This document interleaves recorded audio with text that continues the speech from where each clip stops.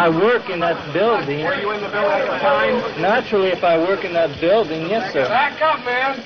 Come on, man. No, they're taking me in because of the fact that I live in the Soviet Union. I'm just a patsy. Madness and hate erupt anew in Dallas as President Kennedy's accused assassin is shot down himself during a jail transfer. There's an ominous symbol in Lee Harvey Oswald's murder weapon as he is taken to the city jail basement where an armored car is to move him to a maximum security cell. Oswald walks his last mile. His assailant moves in from the right. There is Lee Oswald. He's been shot. He's been shot. Lee Oswald has been shot. Now, from another camera, the motion is slowed. The murderer moves in, and here is the shame of all America as Jack Rubenstein takes the law unto himself. The dying Oswald is rushed to the same hospital where President Kennedy died. Doctors work to save his life. But 48 hours and 7 minutes after the president's death, his accused slayer is dead. November 22nd, 1963, President John F. Kennedy is gunned down in Dallas. Officially, Lee Harvey Oswald fired the fatal shots from the Texas Book Depository. But now, a local man's got history in the crosshairs. Did Lee Harvey Oswald kill President John F. Kennedy? No. Had nothing to do with it. Former FBI agent Don Adams from Summit County says thousands of National Archives prove The Warren Commission was nothing but a bunch of liars. the Korean War veteran entered the FBI September 1962. He was assigned to Thomasville, Georgia, where he began investigating a man named Joseph Adams Miltier. He was reported to be one of the most violent men in the country. A friend of Miltier's, William Somerset, who was also an FBI informant, said Miltier was threatening JFK. And Somerset was telling them that he was really radical and he was saying bad things about what they wanted to do to Kennedy. Agent Adams completed the Miltier investigation, and a week later, shots rang out in Dallas. It appears as though something has happened in the motorcade route. It devastated me, and I thought to myself, what did I do wrong? His boss said, find Miltier. I said goodbye to my partner. He never said a word to me about anything about Miltier, that he knew him or anything. Many years later, Don learned that agents contacted his partner, who told them Miltier was in Georgia, essentially eliminating him as a suspect. And that shocked me when I saw that document, because I knew it was an outright lie.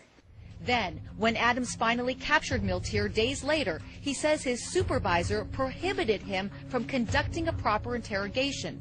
Miltier was released, and Agent Adams transferred. And where did I go but to Dallas, Texas? He remembers seeing the Zapruder film for the very first time. And all of a sudden I saw the president go like this with his hands. And I said, hell, I said, he was shot in the throat. The minute that you have a frontal shot, Oswald can't be the shooter, because this came from the grassy knoll. And Oswald was in the Texas School Book Depository.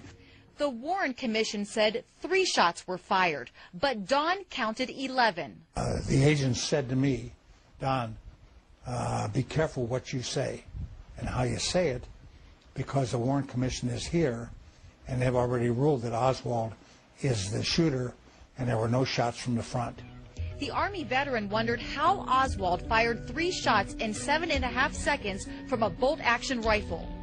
I'm going to tell you something right now, guys. There's no way in the world Oswald shot that weapon, and boy, I mean, I was really cautioned then. Don eventually retired from the FBI, never thinking twice about Miltier, until 1992, when he saw a picture in this book, which he says positively places Miltier in Dallas the day of the shooting. Joseph Adams Miltier, looking at the presidential car moments before the president was killed. At the National Archives and Records Administration, Don found many reports missing or manipulated, including his file on Miltier from '63. Everything that I had done was gone. Everything was gone. But the most startling discovery was a tape recording captured by Miami intelligence officers November 9th, 1963, just weeks before Dallas. Miltier is talking to the informant, William Somerset. Why the hell you do the best way we can from an old still with a high heart, right? And they're going to really try to kill it. The FBI headquarters and Secret Service both had that tape within days. They should have stopped the president from traveling instantly. But they didn't. And he says he was jubilant. Bragging to Somerset, "You thought I was kidding when I said he would be killed from a window with a high-powered rifle." Despite all of that, Miltier was never even mentioned in the Warren Commission report. When Hoover set up the propaganda in the FBI, don't embarrass the FBI. That was his rules. And you didn't. So they ordered everything put into the archives and to be forgotten about it. But Don can't forget and hopes something is done before the truth is buried forever. I mean, when we die off, when we're gone, there's not going to be anybody who's going to sit here and tell you these things. I hope the truth gets told, whatever it is.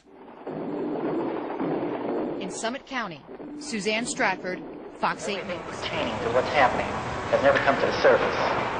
The world will never know the true facts of what occurred, my motives. The people that had so much to gain and had such an ulterior motive for putting me in a position I'm in will never let the true facts come above board to the world. Now, these people are in very high positions yet? Yes. It's not about justice, it's not about agenda, it's not about mobilizing people, it's about dialing for corporate dollars. These two parties have sold the U.S. government and the American people to the highest bidders. I'm just a patsy.